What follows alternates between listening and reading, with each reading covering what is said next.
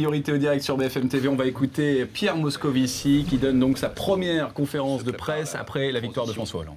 Entre l'ancien et le nouveau président, des contacts internationaux de François Hollande qui ont occupé l'essentiel de sa journée et du programme du président élu pour les jours qui viennent.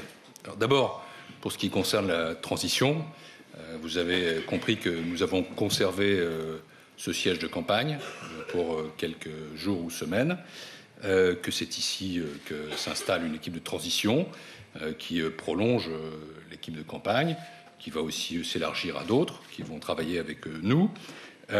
Et à ce titre-là, contact a été pris avec l'équipe de Nicolas Sarkozy.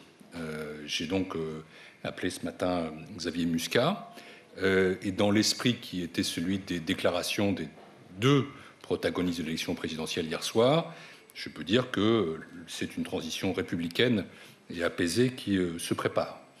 Deux dates, notamment, ont été agréées d'un commun accord. La première date, c'est le 8 mai. Nicolas Sarkozy a proposé à François Hollande d'être à ses côtés à l'occasion de ces cérémonies, et François Hollande l'a volontiers accepté. La deuxième date, c'est la date de la passation de pouvoir, de l'installation donc du nouveau président François Hollande. Ce sera le 15 mai. Là encore, c'est Nicolas Sarkozy qui estimait qu'il fallait aller jusqu'au bout du mandat. Ça ne posait aucun problème.